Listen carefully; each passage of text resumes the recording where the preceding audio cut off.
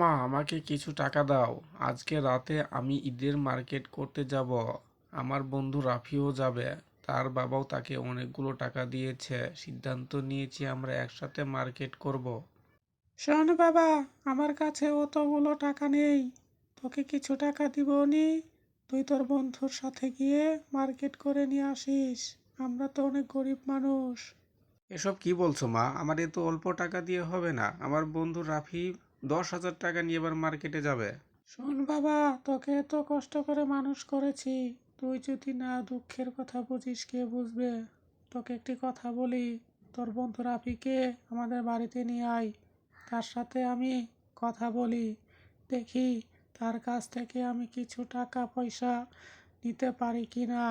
তুই বরং এখনই যা। রাহুল তার মার কথা শুনে ধীরে ধীরে গুটি গুটি পায়ে তার বন্ধু রাফির বাড়ির দিকে এগিয়ে যাচ্ছে, তার বন্ধু রাফিকে তার মায়ের সাথে দেখা করিয়ে দিবে বলে, কারণ দেখা করিয়ে দিলে হয়তো কিছু টাকা পেতে পারে। রাফি, তোর বন্ধু রাহুলের খবর কি? তাকে তো অনেকদিন হলো আমাদের বাড়িতে আসতে দেখি না। রাফি অনেকক্ষণ ভেবেচিন্তে তারপরে বলছে, ও মনে হয় আমাদের দিকেই আসছে। শোন রাফি, রাহুলরা অনেক গরিব মানুষ। ছোটবেলায় তার বাবা মারা গিয়েছে।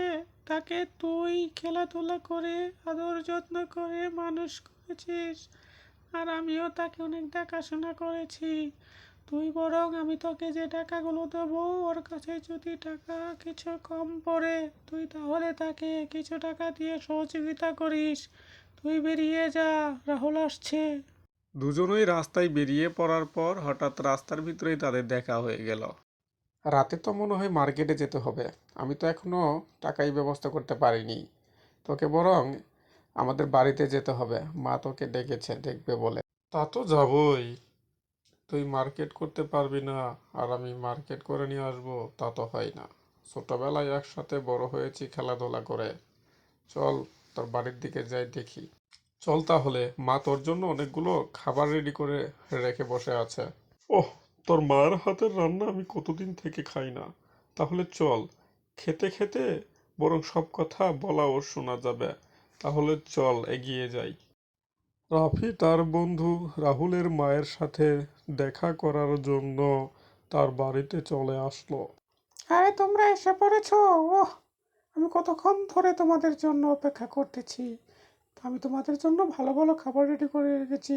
আসো আমার কাছে, এসো, বসো, কিছু কথা বলবো। শোনো ছেলে আমার, তোমার বাবা মারা যাওয়ার পর তোমাকে অনেক কষ্ট করে মানুষ করেছি। আশা করি কোনো কিছুর জন্য বায়না করবে না।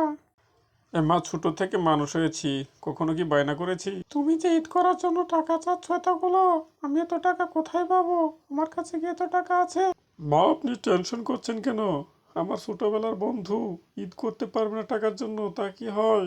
ওর কত টাকা লাগে, সমস্ত টাকা তাকে আমি দিব। হে হে হে মা, আমার বন্ধু রাফি অনেক ভালো। আমার যত টাকা লাগে আমার বন্ধু রাফি আমাকে দিবে। ও ঠিক বলেছে মা, সমস্ত টাকা আমি দিব। তাহলে ঠিক আছে, তোমার কথাই মেনে নিলাম। তোমরা তাহলে আজকে কিছুক্ষণ পরে চলে যেও, আর টাকাগুলো ভালোভাবে নিয়ে যেও, কেমন? রাহুলের বন্ধু রাফি একথা শুনে ঈদ মার্কেট করার জন্য তার বাড়িতে চলে যাচ্ছে টাকা নিয়ে আসার জন্য। শোন রাহুল, বন্ধুর জন্য কখনো বন্ধুত্ব নষ্ট করবি না। আমরা গরিব মানুষ। আজ তোর বন্ধুর জন্য ঈদ মার্কেট হতে যাচ্ছে তোর, তাই ওর সাথে সবসময় ভালো ব্যবহার করবি। এ কি বলছো মা? তুমি দেখে নিও, আমাদের বন্ধুত্ব আজীবন থাকবে। আমাদের বন্ধুত্ব কোনোদিন নষ্ট হবে না। তুমি শুধু আমাদের জন্য দোয়া করো। হ্যাঁ বাবা, তোদের দুই বন্ধুর জন্য আমি প্রাণ ভরে দোয়া করি। মরণের আগ পর্যন্ত যেন তোদের বন্ধুত্ব কোনোদিন ফাটল না ধরে। মা, তাহলে এখন একটি কাজ করো।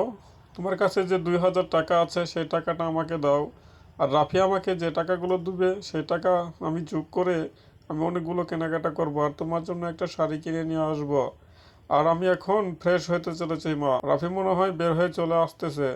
আমি বরং বের হয়ে নেই। ও মনে হয় এখনই চলে আসবে।